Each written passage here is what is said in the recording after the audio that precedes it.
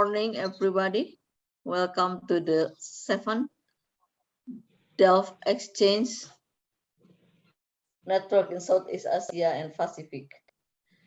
And Happy New Year. Yeah, this year, this is our first forum in 2020. So it's really nice to meet you all and to meet the new face and the new name, the new background of the people, especially from Philippines. Thank you for the great effort, Mr. Jeroboam, to bring them on board, in this forum. So let's start this year with a good information, good hope, good spirit, and also a good opportunity, for artisanal small-scale mining. We will have 2-hour sessions, but time is running out very fast, so don't worry. It won't take long. 2 hours is very short, actually. Yeah, we continue, Maya.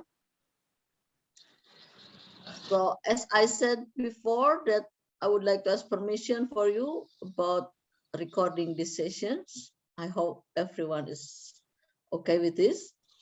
And to the ones who object, I think it's okay because nothing dangerous or secret in this forum. And you also mostly can access the recording of this session. So the recording is available for you. So we will have a prayer.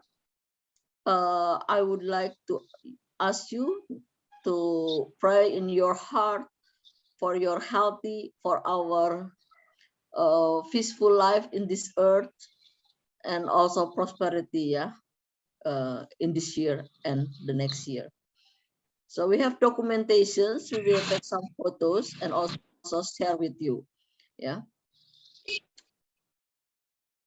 Okay.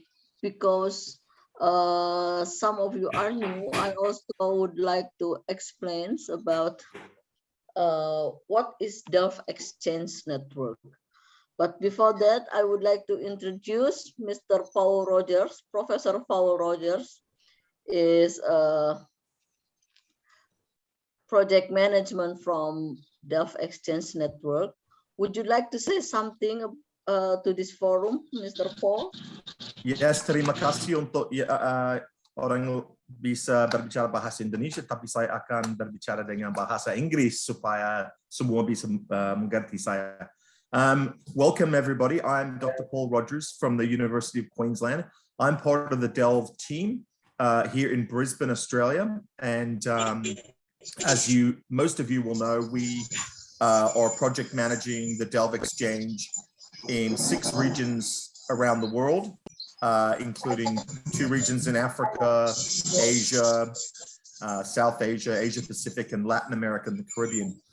It's a great initiative, and I'm very happy to see already 31 participants on today's forum, which should be very, very interesting. Environmental issues in the ASM gold sector are very, very important. So I welcome you, and I would like to again congratulate the team, Deanne and her team members, on their excellent role in facilitating this forum. So I'll pass over to you, Ibu Deanne. Okay, thank you, Paul. Yeah. Kembali. Okay, let's continue. Like Paul said, that Mr. Paul said that we have 6 regions and we have here. So here are the knowledge exchange coordinator. We have, can you show the presentation, Maya? We have Miss Blessing Hungwe from Africa, Mr. Manuel Reynoso from Latin America, Dian Anggreni, which is myself from South Asia and Pacific, Miss Yunga Primus from Caribbean, Mr. Rana Sengupta from Central Asia and South Asia, and also Mrs. Aida Tampura from Africa. So these 6 people are the regional coordinator. So we have University of Queensland support team. First, Dr. Daniel Frank, Dr. Linda Lawson, Mr. Robin Evans, Dr. Diana Arbalais Ruiz, and also Professor Paul Rogers. Yeah. Partners and collaborators, Association of Women in Mining in Africa, OECD, ICPEU. Please don't ask me to explain this abbreviations. I will share you the information about those if for the ones who interested. ICPEU Development Minerals Program implemented by the UNDP, and this is her the representative from the UNDP, Ms. Kasasi Yuendambalungu, who are very helpful to this project. Okay, now this is the Delft Exchange Community Practice, ya. Tolong di mute ya, yang sedang berbicara. Delft Exchange Group actually we communicate in WhatsApp form, ya. So for the ones who not joining the group yet, we are welcome you to joining the group. So the national ambassadors or the national facilitators will help you how to engage with this group. So we have Delft Exchange Group. And then we have Delft Exchange Forum. The platform of this forum via Zoom webinar is something like this, like we are doing now. This is the Delft Exchange Forum. So far, we have 7 forum already, or the first forum in 2022 is now, the January. And the latest one is Delft Exchange Training.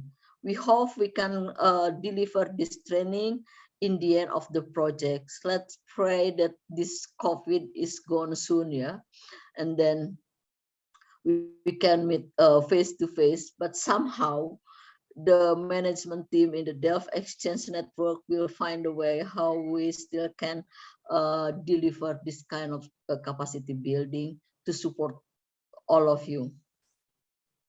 Okay. So, and it's not just about talking and sharing. You can sharing in form of photos and videos, and also writing story that explain the photos and videos.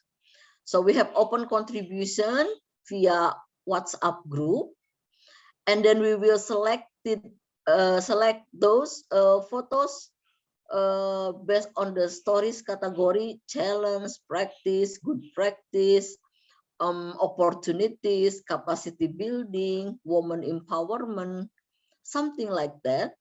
And then we will curate it, and then provide feedbacks to you and make some contests just to make it interesting. So far we have 2 contests, and we have like more than 10 people winning the contest. It's about which one is the most favorite stories video. So actually all the stories is a winner, yeah. But and then we choose which one that interesting, yeah, for you all. So we can have some list of the contest winner, but for others we recognize it as contributions, valuable contributions. Next. So yeah, this is the Delft Exchange Forum. We conducted via Zoom webinar.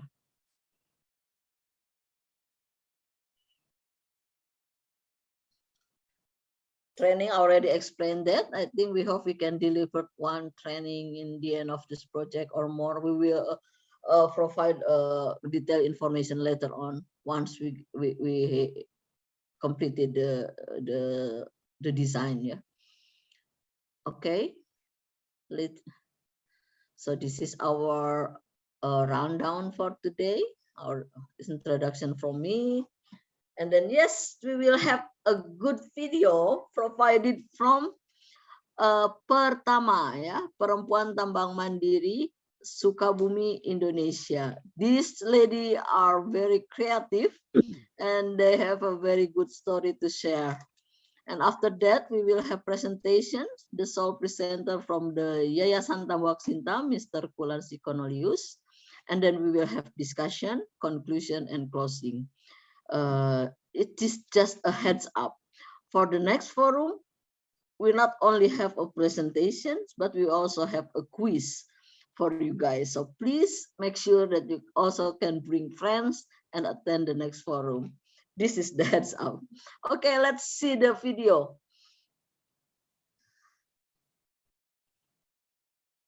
I will share you the video.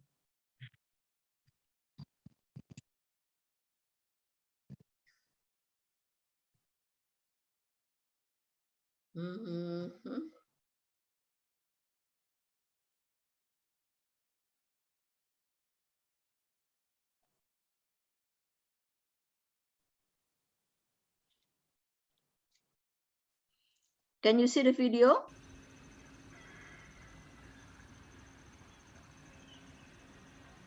Is everybody can see the video? Yes. Halo Dok Epceng, saya Iya, Yesi Bu. Kristianti Bisa sebagai lihat. ketua pertama. Saya Meta Wijaya, saya anggota pertama. Saya Risa Yulianti sebagai bendahara pertama. Saat ini kami sedang berada di lahan pertanian yang dahulunya digunakan sebagai lokasi tambang rakyat di Desa Kertajaya.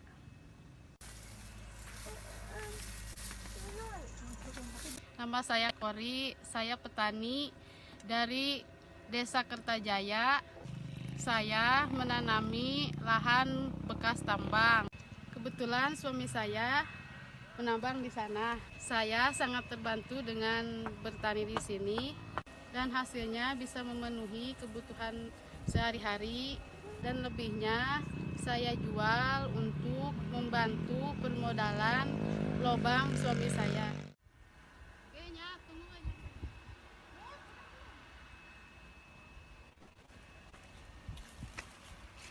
Korelasi antara pertambangan dengan pertanian di dalam tambang rakyat itu ada dua kemungkinan. Yang pertama itu pertanian menjadi solusi pasca tambang.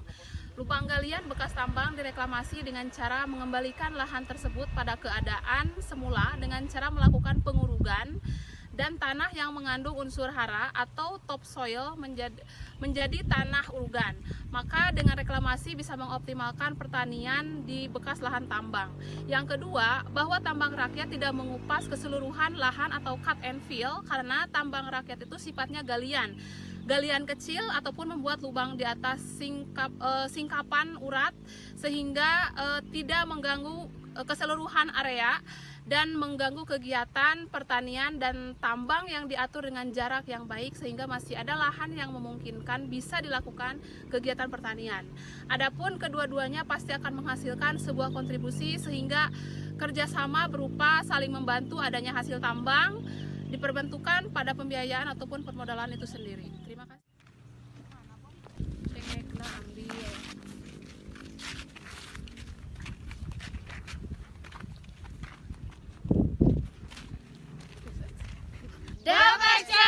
Salam tambang. Okay, yay! Thank you very much for the great video, ya, Ibu Yesi and the gang. Okay, I will stop the sharing. So we have 44 so far, Alhamdulillah. Welcome to everyone who just joining this forum. So now we would like to invite Mr. Kularsi Cornelius. He is a technical assistant for ASGM or Artisanal Small Scale Gold Mining, Yayasan Tambuhak Sinta or YTS or YTS from Central Borneo, Indonesia. The other names of Central Borneo actually is Central Kalimantan. Mr. Kularsi, are you ready? Ya, Bu, saya siap. Yeah. Thank you. Okay. Would you like to share your own screen or Mayang would like to help you? We already have your PPT. Mau ditayangkan dari kami atau mau langsung Bapak? Mungkin rekan saya, Ibu Whitney, bisa presentasikan untuk kita semua. Terima kasih. Admin, Okay. tolong izinkan saya untuk share. Ya, Mayang? Udah, Can you Bu, help me, bisa Whitney? dibuka aksesnya. Iya.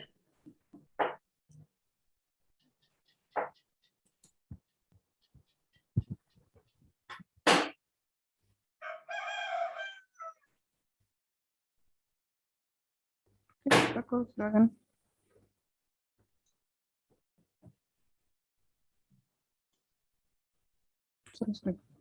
Oke, terima kasih semuanya. Selamat pagi semuanya. Terima kasih Ibu Dian atas kesempatan yang diberikan kepada kami.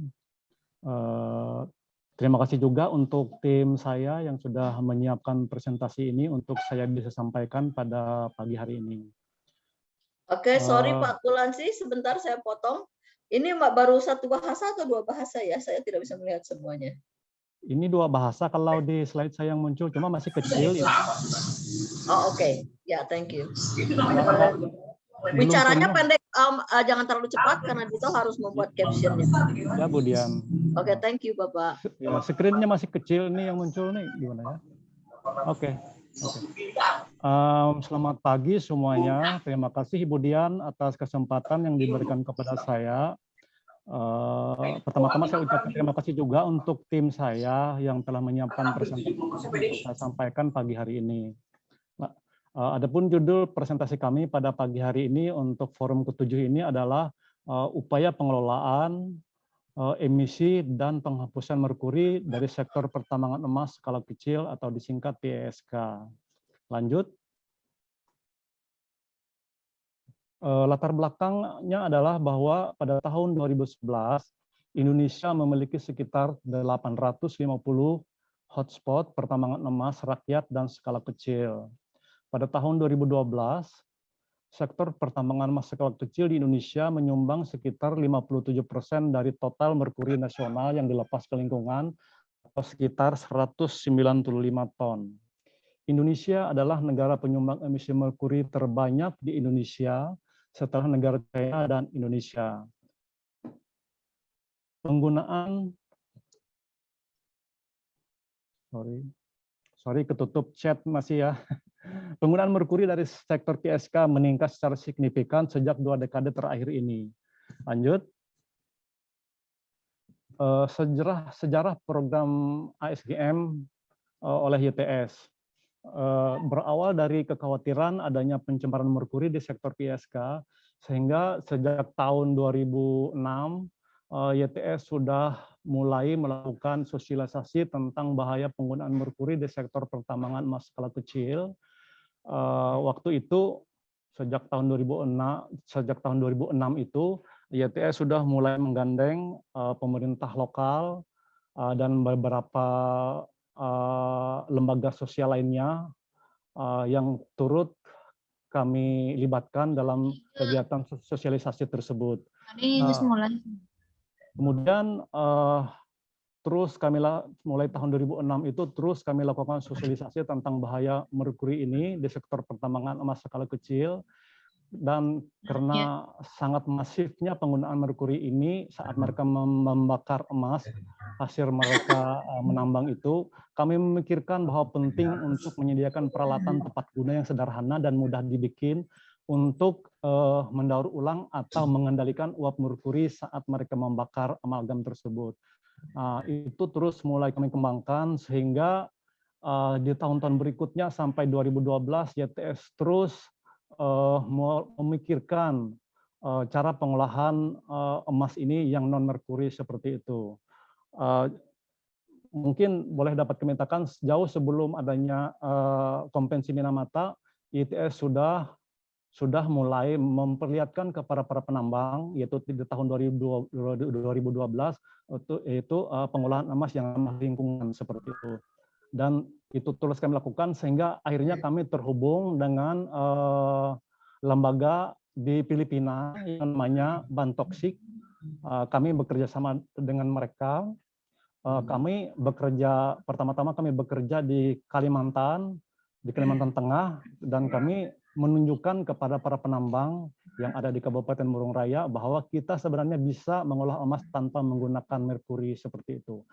YTS sendiri terus mengembangkan metode kami untuk pengolahan emas yang bebas merkuri ini sampai ke NTB tahun 2013-2014, dan pertengahan 2014 kami juga melaksanakan kegiatan yang sama, yaitu metode pengolahan emas yang ramah lingkungan ini di Banyumas, Jawa Tengah, dan dilanjutkan di Jawa Timur, yaitu di Pacitan.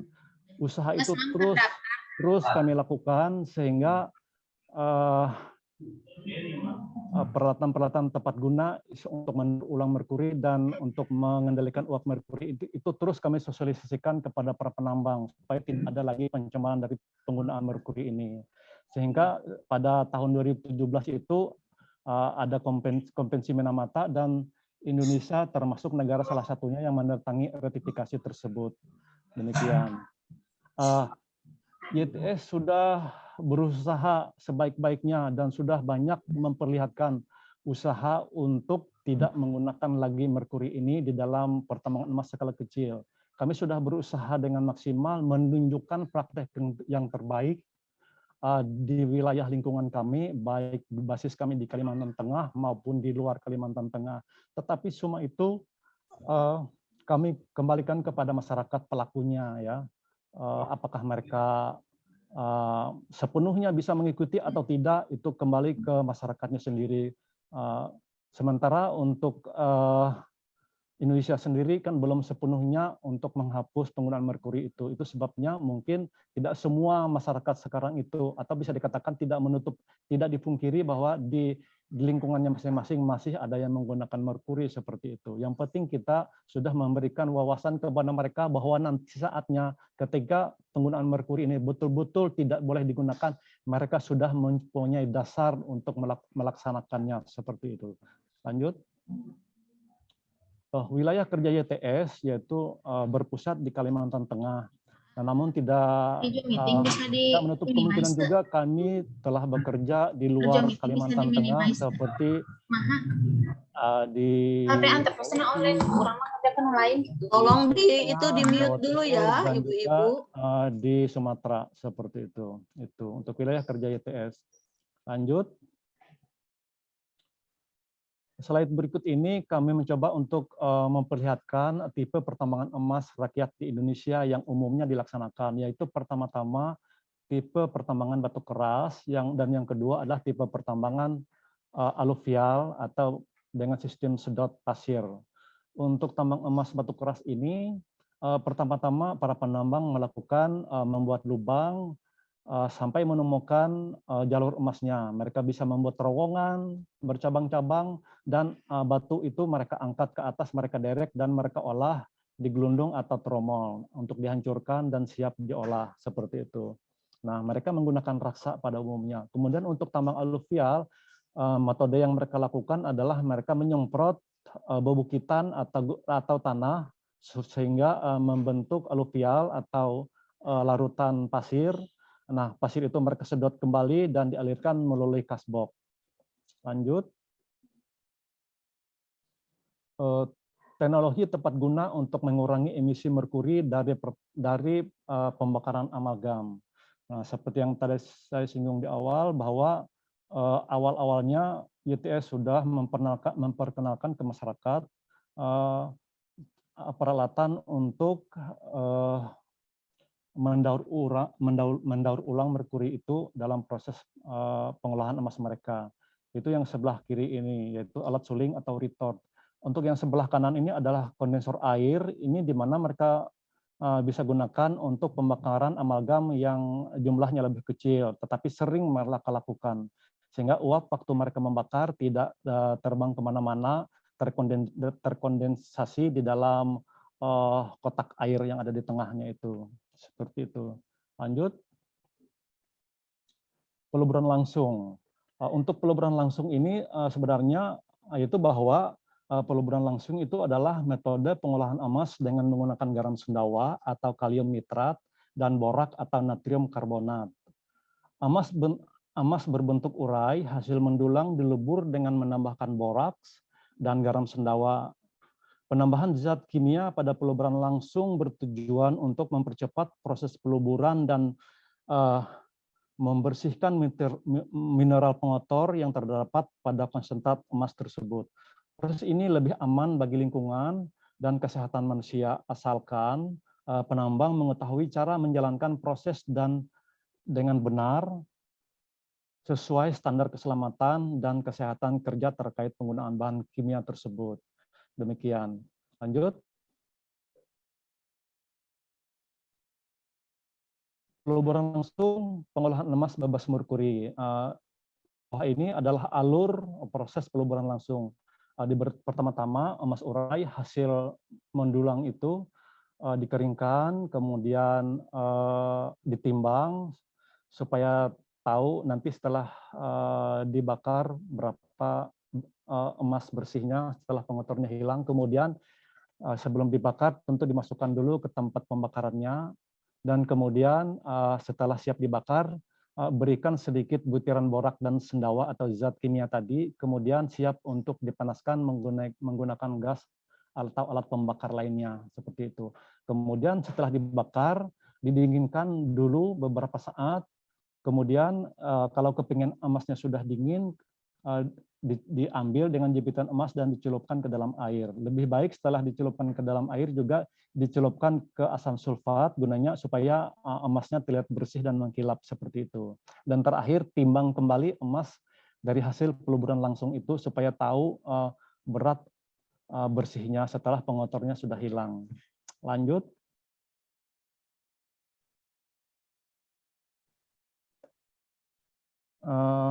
Tabel berikut ini adalah perbandingan peluburan langsung dengan metode amalgamasi, di mana dengan anggapan bahwa modal rata-rata 3 juta rupiah, di mana dalam peluburan langsung itu harga borak dan garam sendawa itu di pasaran per kilonya 50.000 sampai 100.000 per kilogram. Sementara untuk merkuri itu rata-rata 1,5 juta sampai 2,5 juta, bahkan atas sampai 3 juta lebih harganya. Keunggulan dari peluburan langsung ini bahwa pertama-tama bahannya mudah didapat dan tidak ilegal, bisa ditemukan di pasar-pasar. Sementara untuk merkuri sekarang ini semakin sulit didapat dan ada risiko razia dari kepolisian. Dan juga sebenarnya merkuri ini dilarang untuk diperjualbelikan.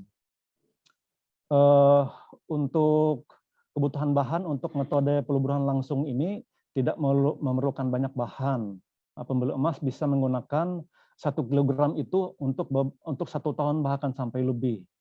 Kemudian perbandingannya untuk penggunaan metode amalgamasi itu, penggunaan amalgam yaitu berbanding 1 berbanding 2. Yaitu untuk menambahkan, sebagai contoh, untuk mendapatkan 1 kilo emas itu harus mengorbankan 2 kilo merkuri, bahkan sampai lebih. Jadi praktek di lapangannya itu di Kalimantan kami temui untuk mendapatkan 1 kilogram emas dan perak itu mereka harus mengeluarkan 4 sampai 5 kilogram merkuri, bahkan sampai lebih seperti itu. Sementara juga untuk metode amalgamasi untuk yang ditambang aluvial juga rata-rata mereka untuk mendapatkan emas 1 on, mereka juga harus membuang merkuri 1 on juga seperti itu, atau 1:1. Sementara juga kelemahannya untuk penggunaan merkuri ini atau metode amalgamasi, yaitu kemampuan tangkapan merkuri itu hanya 50% sampai 65% saja. Jadi tidak semua emas dapat ditangkap oleh merkuri itu. Demikian. Lanjut. Tantangannya adalah bahwa kita untuk berusaha untuk masyarakat tidak menggunakan merkuri ini, tantangannya adalah resistensi penambang yang lebih berorientasi ekonomi, tidak memikirkan resikonya. Di mana untuk pemenuhan kebutuhan mereka, hidup mereka sehari-hari, dan untuk pendidikan anak, mereka ingin menempuh dengan cara yang mudah dan singkat. Kemudian juga tantangan yang lain adalah tambang telah dimanjakan dengan merkuri yang lebih cepat dan juga murah harganya. Komunitas penambang emas skala kecil belum memiliki kesadaran dampak kesehatan dari pencemaran merkuri itu sendiri. Banyak penambang merasa tetap sehat dan kuat sampai sekarang walaupun mereka sudah bekerja bertahun-tahun menggunakan merkuri. Kemudian tantangan lainnya juga adalah bahwa tenaga ahli atau fasilitas kesehatan di Indonesia belum memadai atau belum memiliki kapasitas untuk mendiagnosis penyakit-penyakit yang diakibatkan oleh merkuri ini. Demikian. Lanjut.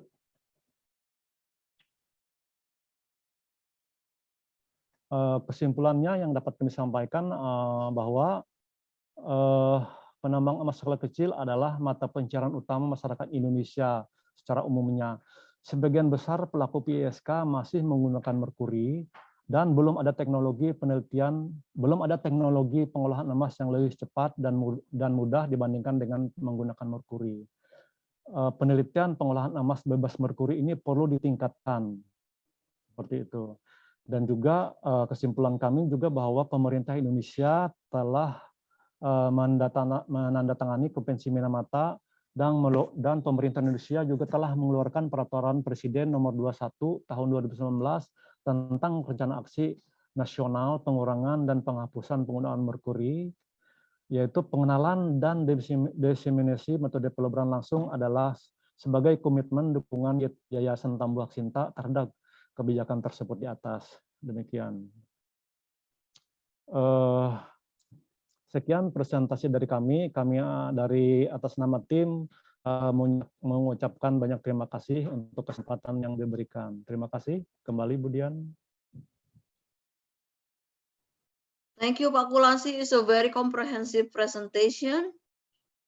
Yeah, actually, I have a direct experience working with YTS. I was one of the YTS staff for 9 years.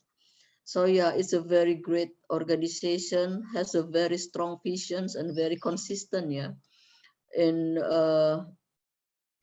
providing services or contribution to this country, especially in the environmental management, community development, and also human-centered development, as an approach.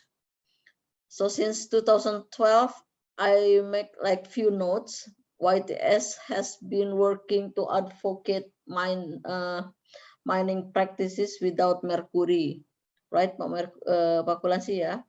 So adopting technology from Philippines. One of the organization is Pantoxic. YTS has found many good practices of responsible mining.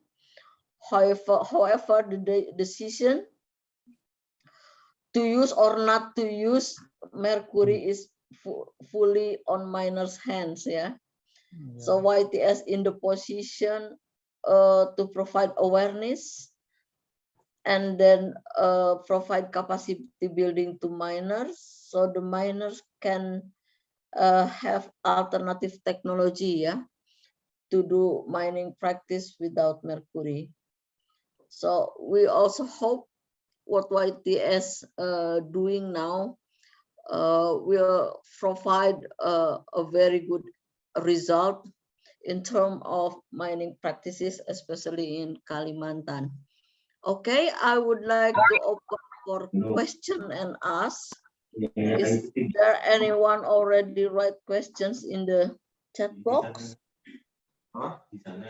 Okay, or you just can raise hand. You can ask question in Indonesia or in English. Okay. Who will start the questions? Okay, Ibu Fovia. Maybe later. From APRI or from Pertama. But I would like to check first from the Filipino participants. Can you follow the presentation?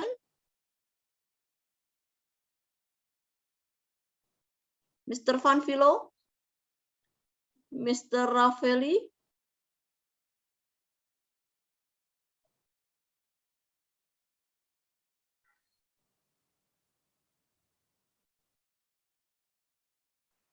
Mr. Ronel?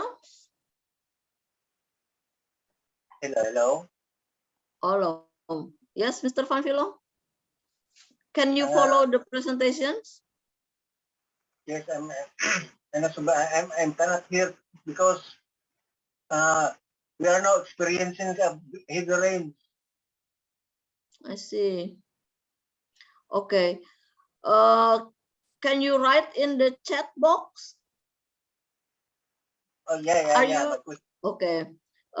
Maybe you can give comments on Mr. Kulansi presentation. Yeah. Or maybe you have you would like to add some information regarding gold mining. in your place? Yes, I would like only to ask if the government of is the government support the small scale miners in their area. Okay, the government support, yeah, from the miners in the area. Okay, good questions, Mr. Van Vilo. Thank you so much. Mr. Jeroboam, are you here? Mr. Sarif from the NGOs, do you have questions? Pak Sarif, ada yang mau ditanyakan?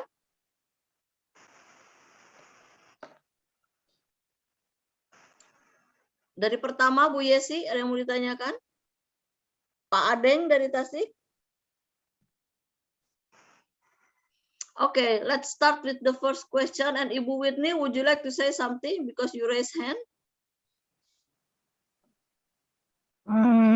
Maybe I will speak in bahasa Indonesia, or do you prefer Okay. in English? I will speak in bahasa Indonesia.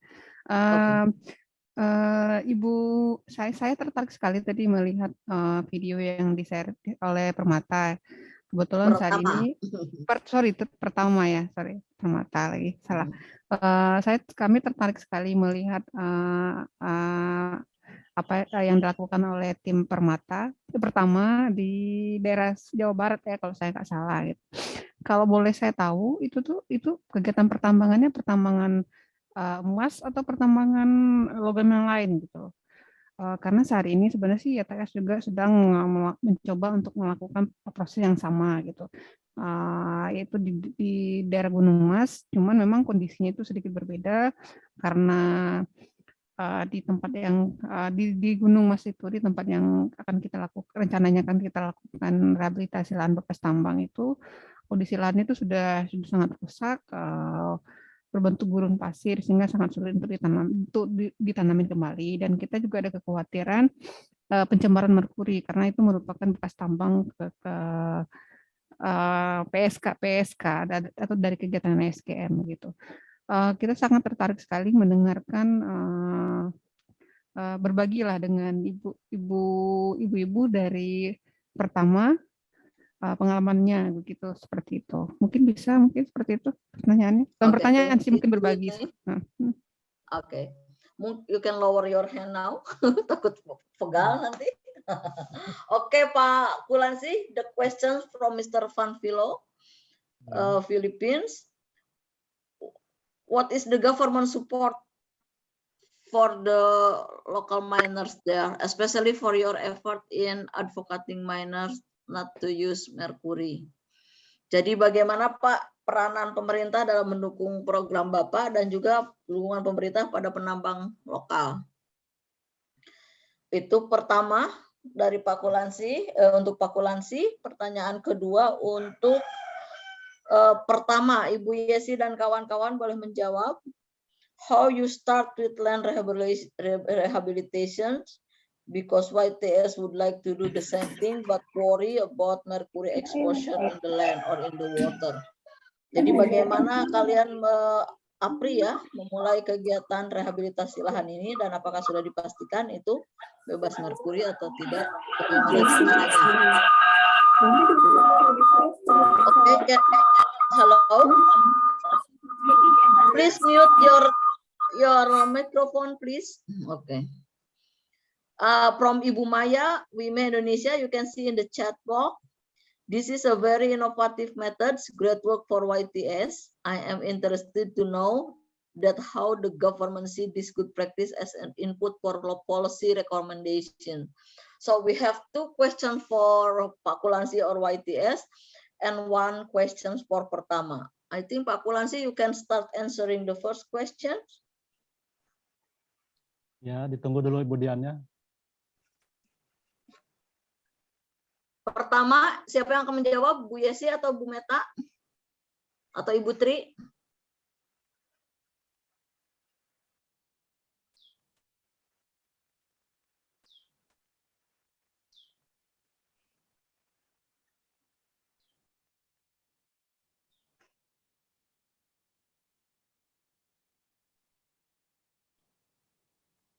Halo Bu Dian. Ya, Oh, ini siapa dulu ini yang menjawab? ya Pak Kulansi. Oh, boleh kalau dari YTS dulu ya. Ya, Ya, terima kasih atas pertanyaannya, sangat baik sekali. Tadi pertanyaannya kalau saya nggak salah, bagaimana pemerintah lokal ya bisa bekerja sama dengan YTS untuk sosialisasi penyedartahuan bahaya merkuri ini ya, seperti itu. Baik, kami coba jelaskan. Nanti mungkin rekan kami, Ibu Whitney bisa menambahkan. Pertama-tama pada tahun 2006-2007 itu YTS pertama-tama bekerja sama dengan pemerintah lokal, yaitu pemerintah Kabupaten Katingan. Bupatinya yang sangat aktif membantu kami dalam memfasilitasi kegiatan sosialisasi tentang bahaya merkuri ini.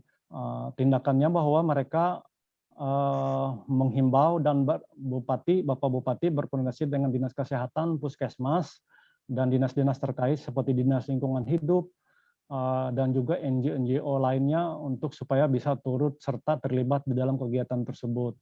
Sehingga kami pada saat kami sosialisasi atau kami melakukan atau apa namanya kayak pameran atau eksibisi dari kegiatan kami di akhir kegiatan, para pihak tersebut bisa terlibat dalam kegiatan itu, seperti itu. Dan atas dukungan pemerintah lokal juga, kami juga bisa mendemonstrasikan juga seperti misalnya penggunaan peralatan seperti yang ada dalam slide lagi, diperlihatkan kepada para penambang yang difasilitasi oleh pemerintah daerah tadi, seperti itu. Dan kami juga bisa bekerjasama dengan penggiat usaha emas itu untuk menciptakan peralatan-peralatan yang bisa digunakan untuk pada saat itu ya. Demikian Mbak Dian, terima kasih. okay. So I just to make sure that everyone can follow Pak Kulansi explanations, I make a few notes that basically Mr. Van Vilo, especially to answer your questions, YTS has been working with the government, especially the district government, such as Katingan Regency, the mayor or the head of district directly involved to make sure that the program can be running well. He also involved health agency, environmental agency, and also other supporting system in the government to make sure that YTS can make a good demonstrations of non-mercury technology or technology to process gold without mercury, and also to do awareness raising program to the miners. Saya kira itu ya, apa ada yang terlewat dari saya, Pak Kulansi? Okay, so Mr. Van Vilo, is it clear for you? But maybe for the national government, there is some regulation, but it's not necessarily. Hello, can you mute the? Okay, it's not necessarily what they say, encourage the miners to change their technology in processing the gold. It is because of many reasons. Maybe YTS later on can share about why some miners still working with the technology that using mercury, and why it's hard to leave the current technology. But before the YTS answered that, we would like to hear from Pertama. Pertama, siapa yang akan mau menjawab?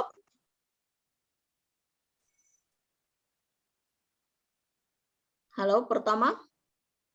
Ya, saya Bu Yesi. Yes. Terima kasih Bu Whitney pertanyaannya. Pak Kulansi presentasinya yang hebat. Saya juga ada beberapa pertanyaan untuk Pak Kulansi, tapi nanti mungkin ya, Bu. Ya. Kalau untuk Bu Whitney ya? Ya. Ya. Iya. Pertambangan di wilayah kami itu berada di wilayah perkebunan yang tanahnya memang sudah cukup subur, dan untuk pengolahan itu kita mengolah tidak ada di wilayah tambang. mengolah di tempat lain dan tidak ada kandungan merkuri untuk di wilayah pertaniannya. Kami setelah selesai penambangan mengajukan lahan untuk dijadikan tanah objek reformasi agraria untuk ditanami. Dan tanahnya memang cukup subur, tidak ada masalah untuk ditanami. Begitu, Bu. Oh, okay. So I think I misled the participant with the introductions, yeah. So the locations of the land rehabilitation, basically it's the unused land belong to the government. So therefore, the Pertama or APRI make initiative to ask license to the government to not process the land, to do a farming in that land so it can be productive. Jadi seperti itu Bu Yesi. Jadi so I'm very sorry. So it's not land rehabilitation. Land rehabilitation actually the ones that Mr. Gatot had been presented in the previous forum. I will check it later on in which locations. So I think it's clear now that Ibu Whitney is not land rehabilitations, but it's land use ya, for farming. Dari tanah yang tidak dipakai, tanah negara, kemudian diolah. So the third question for YTS from Ibu Maya, Wime, how the government see this good practice as input for policy recommendations? Mungkin bisa dijelaskan apa yang sudah bagaimana respon pemerintah dan kegiatan apa saja YTS dengan pemerintah, baik di pusat, di provinsi atau di daerah terkait dengan rekomendasi kebijakan di sektor ASM.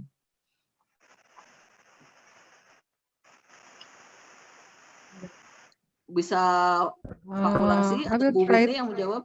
Boleh, silakan. I will try to answer Ibu Maya question.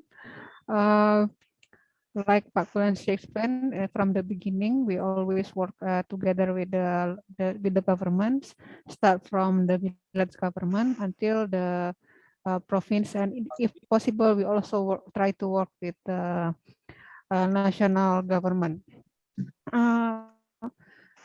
We already promote this practice since 2006, especially for the direct smelting. We promote it since 2000, if I'm not mistaken, from 2017. From the beginning, we try to promote this practice by involve environmental agency in the district level. I involve them in the socialization and demonstration in the SGM communities. We also try to promote this practice in the national forum whenever YTS invited in the, let's say, in the national seminar or online meeting involve many parties or government from the national level. We try to promote this practice. Luckily, in 2020, YTS have a chance to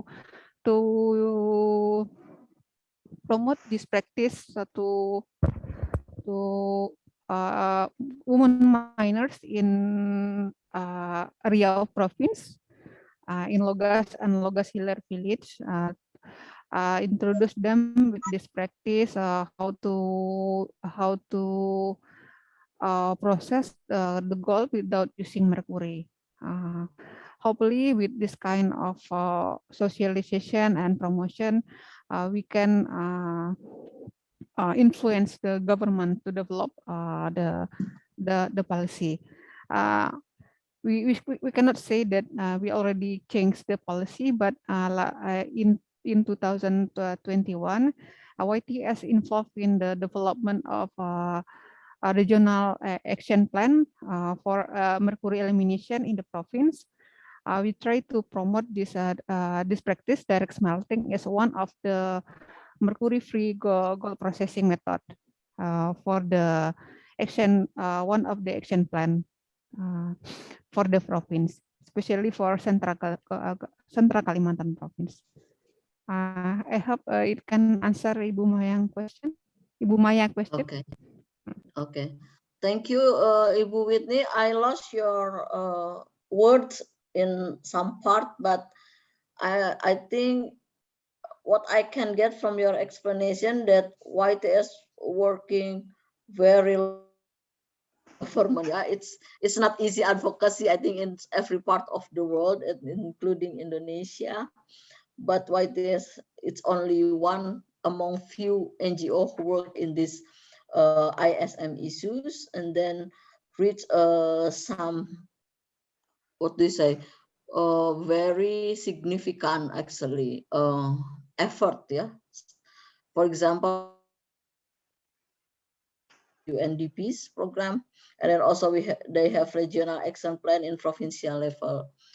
Everything it's to promote responsible mining and how the ISM can change their practices, from using mercury to not using mercury, but it's all in the process of advocacy. I think that will be all ya. Jadi Bapak Ibu, tadi yang dilakukan oleh YTS itu bekerja sangat lama dengan pemerintah, mengadvokasi pemerintah pusat, dan sudah beberapa capaian yang penting. UNDP, di mana modul-modul itu juga untuk melakukan kegiatan advokasi di ISM ya. Yang kedua juga ada rencana aksi tingkat provinsi yang mempromosikan penggunaan teknologi untuk praktek pertambangan rakyat yang juga bebas merkuri atau bertanggung jawab. Kurang lebih begitu, kalau mungkin kurang tepat mohon bisa diralat nanti. Okay, I think we already answer 3 questions, so I open another term of question and ask. Ada lagi yang mau bertanya? Is there anyone who'd like to ask questions? Maybe in the chat box, or maybe you'd like to say something directly in the microphone. Pak Paul, do you have any comment? Yes, terima kasih, Ibu Dian. Maybe I'll ask in English and I'll speak slowly, but if you would like me to explain in Bahasa a little bit, I can.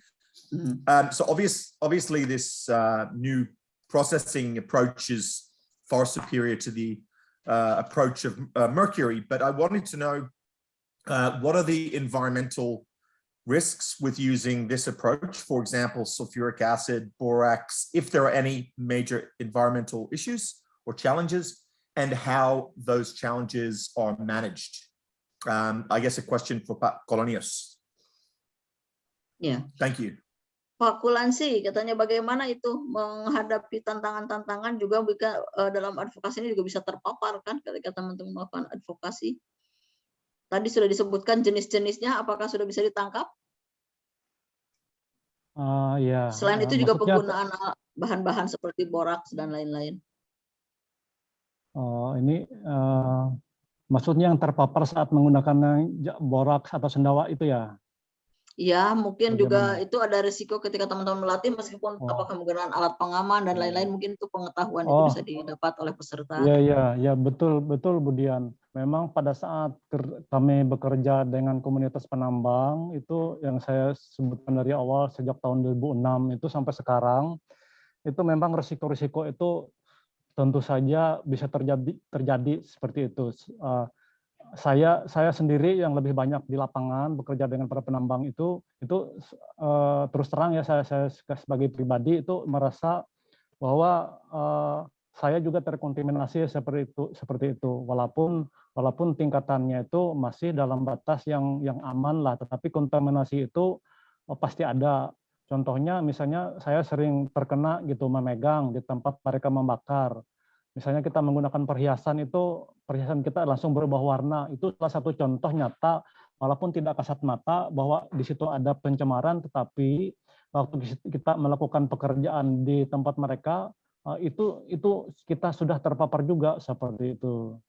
Nah, kemudian waktu untuk misalnya kayak penggunaan boraks, sendawa itu tentu itu kami lakukan dengan APD yang lengkap seperti itu.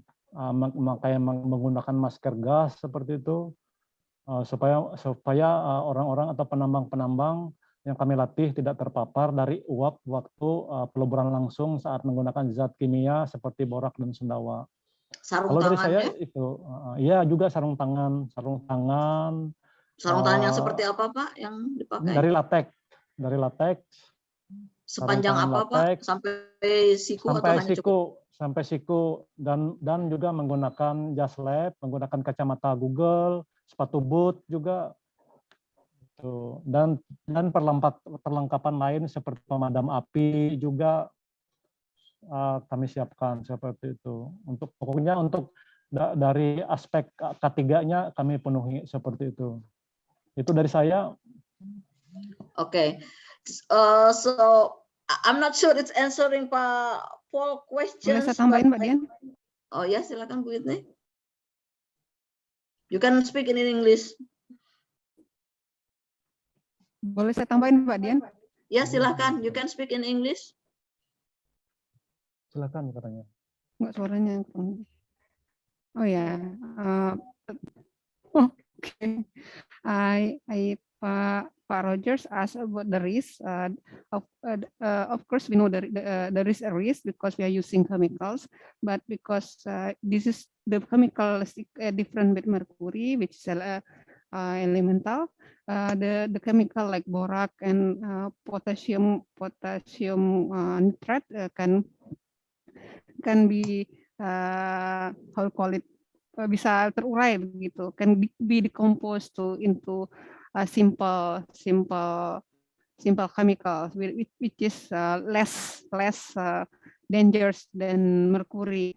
But like Pak Kulansi said, that during the demonstration during the gold processing, we provide the operator or the trainer of the participant to use occupational healthy and protection equipment.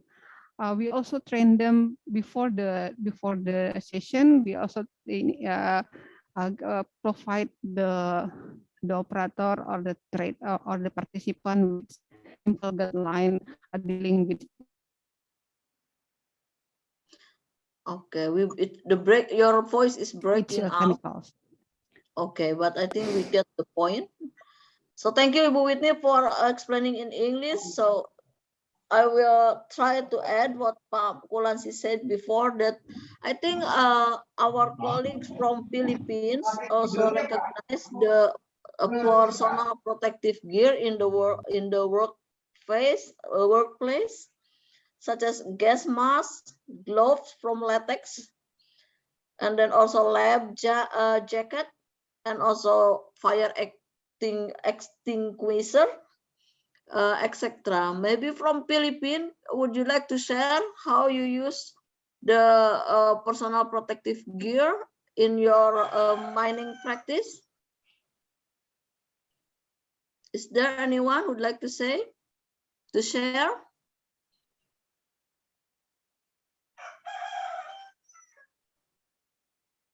Okay, while we wait from our colleague from Philippines sharing, I would like to read the questions from the chat box. Sorry, we have chicken back sound.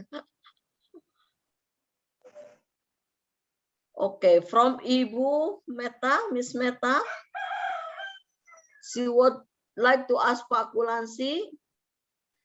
Pak Kulansi, can you read from the chat box? Iya, Bu Dian bisa. They want to know the effectiveness of borax and sendawa salt to capture gold, comparing to the mercury. Bisa langsung saya jawab, Bu Dian? Silahkan. Ya, terima kasih Mbak Meta atas pertanyaannya, sangat baik sekali. Pertama-tama saya jelaskan bahwa boraks atau sendawa itu dia fungsinya bukan untuk menangkap emas, tapi boraks dan sendawa itu digunakan saat peluburan langsung atau juga digunakan saat pemurnian.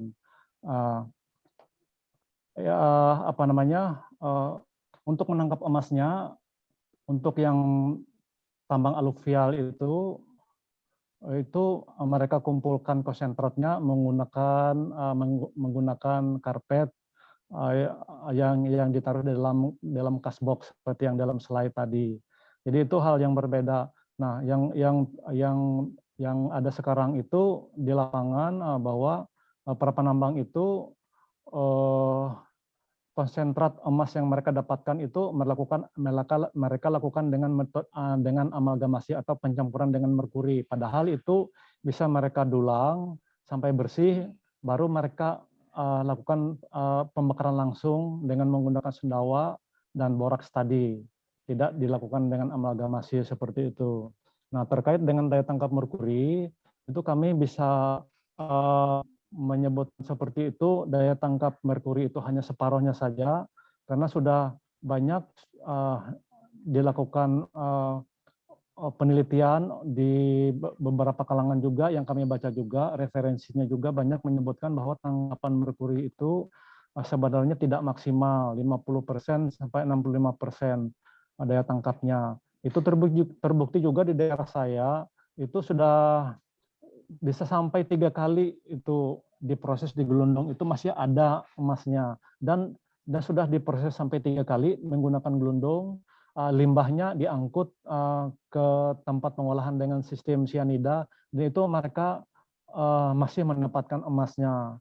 Nah, di sini kita bisa simpulkan bahwa untuk pengolahan itu masih belum maksimal, karena setiap periode pengolahan di gelondong itu tentu banyak sekali merkurinya yang pecah, yang rusak karena diakibatkan oleh mineral-mineral ikutan yang lain kayak tembaga, timbal dan sebagainya. Itu yang membuat rusak merkuri itu, sehingga emas itu hilang ikut dengan raksa yang mengalir yang rusak itu. Tidak bisa dilakukan pengendapan atau dilakukan pemerasan untuk merkuri tersebut.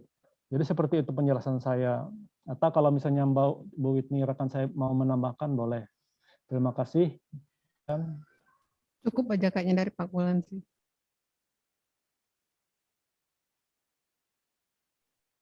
Ibu Dian. Okay.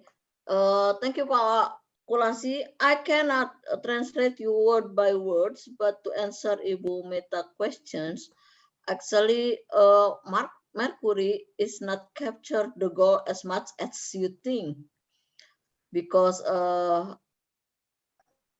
actually it's only 60 to 70%, right, Pak Kulansi?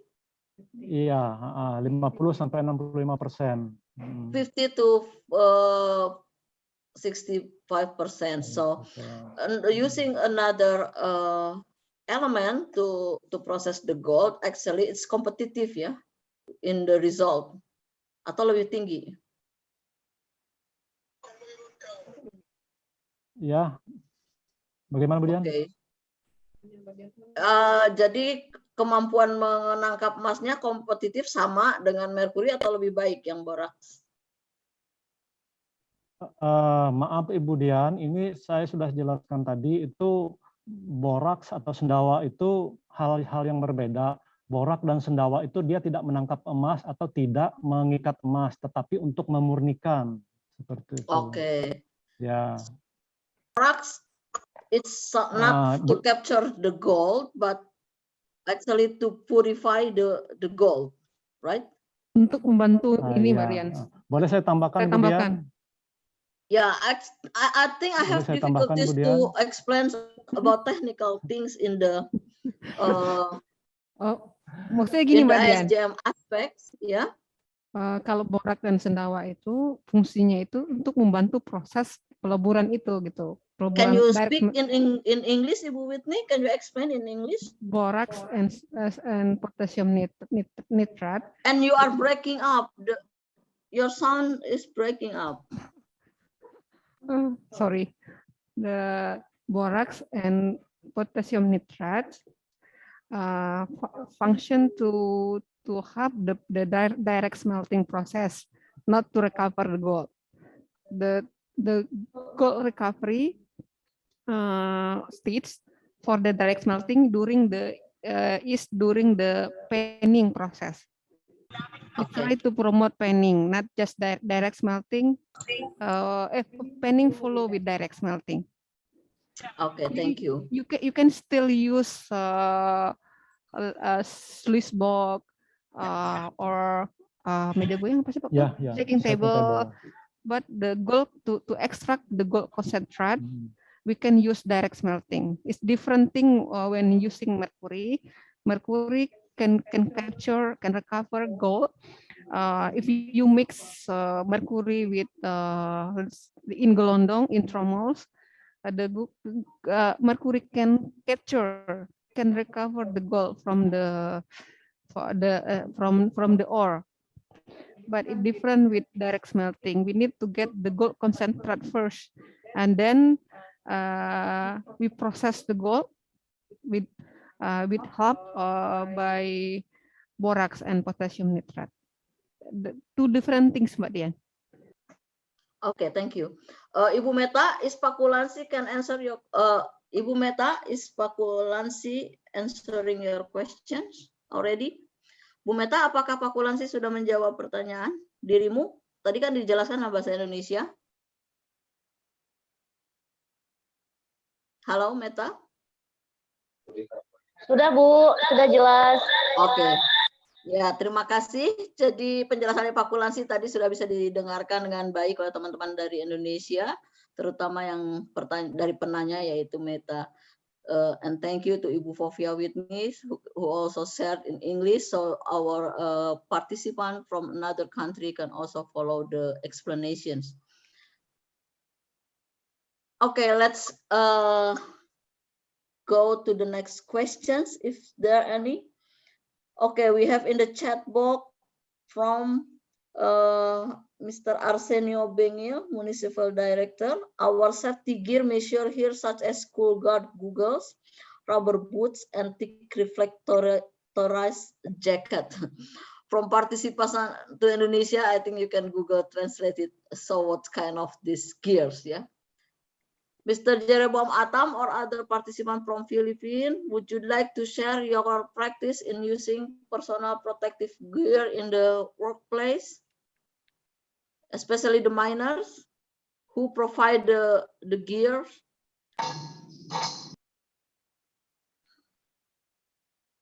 Hello, Mr. Jeroboam, are you still with us? Yes, hello, I'm here listening. Yes, can you explain, is the miner all using the protective gear or not, and why, and how they purchase it, or how they access the protective gear in the workplace so they can mine safely? Yes, here in this mine, we have a strict protocol regarding the miners. They need to use skull guard and then headlamps. And for their gloves and for their shoulders, we are using old socks, where sometimes the tunnels are very narrow. So sometimes the sharp rocks can scrape their back. So we are using those as protective gear and some old clothes behind their backs. We are using boots, and for their knees, we also use these rugs to protect them from rocks. Sometimes the rocks in the tunnel are very sharp. So if they are crawling, they can protect their toes and their knees. It's very important to wear safety gear so that to lessen cuts in their body and some dangerous accidents. For example, sometimes they can slip accidentally due to the moisture inside the mine. So we are using boots and gloves for the hands. Okay, we have in this mine. Yes, we have this checker inside the mines, and the guards in the gateway inside the tunnel, they have this rules and regulations. No helmet or protective gear, they cannot enter the mine. That's how strict is the DISMAI here in the Philippines. I see. Thank you very much for the information and sharing, Mr. Jeroboam. I think Thank you. regarding to the protocol of the protective gear, yeah, personal protective gear for minors in the workplace, I think we share the similar protocol. But we would like also to know from you have a very interesting group here coming to this forum. Actually, I would like to hear more, especially from the government representative. Is there any action from the government in Philippines Yes. in order to support the minors ISM to work better, especially in terms of environmental management? Government official here, so let's hear. Okay, you Ma'am are Marnelli great will at- explain that. Okay. Yeah. Ma'am Marnelli Bingil is a government official, and mostly Yes. she has this experience with the mining agencies from the government. So maybe she can explain that. Okay, of course. We love to hear that. You can speak in Tagalog if you want, or in your national language, and Mr. Jeroboam can translate if you feel comfortable. But if you'd like to speak in English, we're also happy to hear that. Thank you. Okay. Can you see your face? Can you turn on your video? Hi, good morning. Good morning. Well, good afternoon here.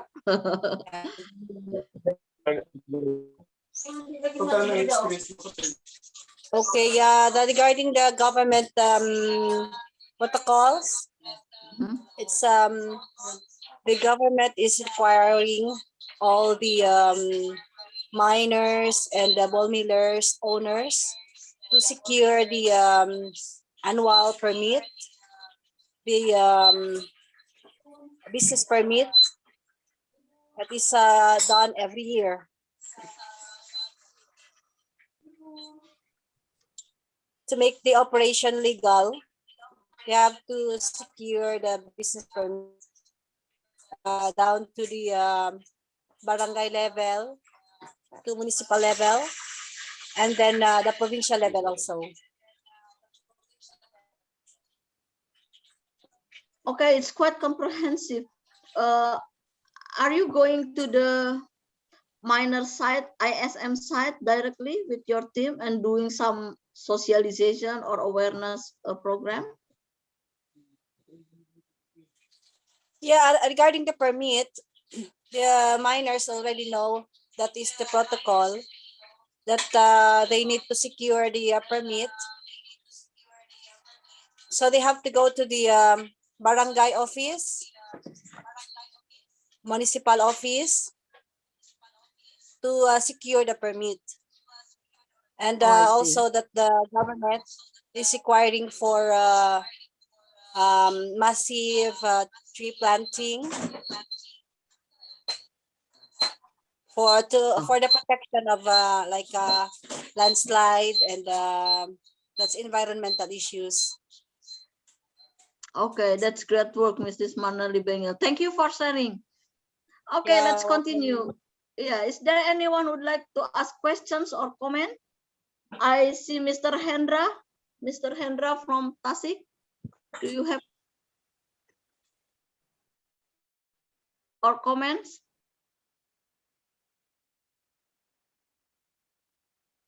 Hello, Mr. Hendra. Are you still here? Or maybe others from Tasik Malaya?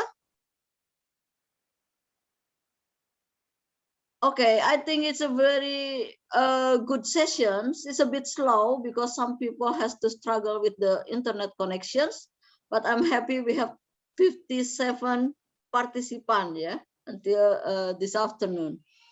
Well, if there is no questions, I think I would like to check is Paul is still here? still here, Pak Bardov?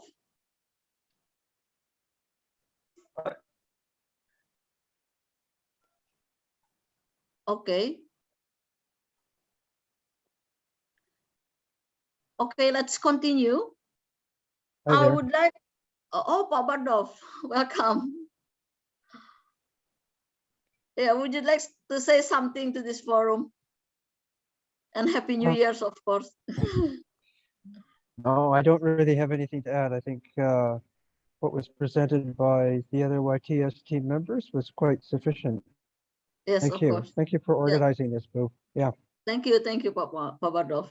Okay. Yeah, ladies and gentlemen, today is quite a serious session because what we talk about is very important. It's always important in every forum, but what we learned so far that advocating responsible mining in ISMs is a huge work.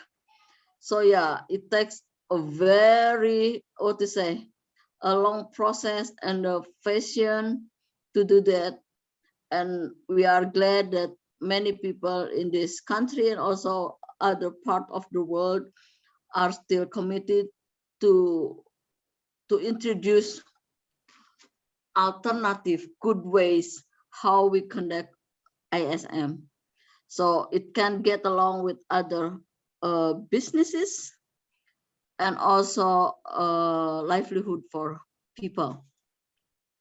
So many research doing already, but I think what we need to learn right now, how the miners can, to some extent, make decision quickly, because we just can't rely or risk our health for many years to come. We need to make solutions, but it has to come from the miners' initiative, because what YTS doing and also other organizations and even the government try to advocate people. But I understand the difficulties. For example, like APRI, the Miners Associations Indonesia, they just ask about trainings and how to access the technology, especially the machinery, to process gold without mercury, and it's still in the negotiating process with the government. So many miners, including miners association like APRI, already in the commitment actually to use to leave mercury, but yeah, some technicality and also political will from the government need to be works, yeah, to make it work, yeah, need to be discussed to make it work. I think that's my only conclusion. It can be wrong or not really represent the whole situations. If you have informations, you can share in this forum or in this chat box, or maybe share later in the WhatsApp group. I think that's for me from now. Paul Rogers, would you like to give some comment for the closing or for the conclusions? Yes, terima kasih, Ibu. I thought it was a very interesting session indeed, and one, as you point out, it's an incredibly important one. All of the issues that we deal with in the forums are really important, but of course the mercury issue and artisanal and small-scale gold mining is a global issue, and it affects Indonesia particularly. There are so many hotspots, and I know lots of you on this forum are working or have worked on this mercury issue for a number of years. I know YTS, of course, is well known to me and my colleagues at UQ. Julia Keenan gives her regards, Mr. Bardov. I know that she spent some time with you in Kalimantan.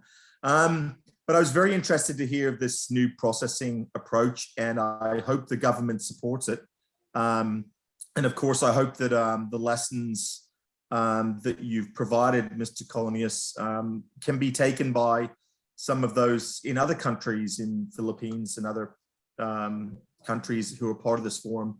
And I'd really like to hear an update So once again, thank you very much. And again, as always, Deanne and her team, Mayang and others have done a great job organizing the forum, and I look forward to the next forum. Thank you. Terima kasih banyak. Thank you very much, Pak. You are a greatest supporters for me because we have like parallel forums in many regions. Yeah. Yes. Okay, ladies and gentlemen, thank you for this valuable discussions. And Ibu Maya, the women director in particular, despite your health condition, you still joining us. Pak Bardov and team who becoming resource person in this forum. The Tasikmalaya members of this forum, the Sukabumi, the Kalimantan, the Filipinas. I would like to hear, is there anyone from Malaysia coming? Because they still have issues with the connections, but maybe we can catch up later on, yeah, if they still not making. Thank you for okay. I see this internet also. Well, I have an issue also with the connection is not stable here. I hope you can hear it.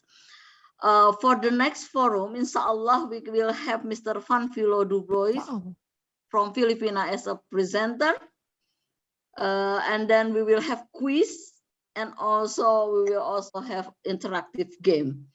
So I look forward to have you all in the next forum. Thank you very much for coming today. Great weather in my area. I hope it's a great weather in your area too. Thank you very much, and good afternoon, and bye-bye.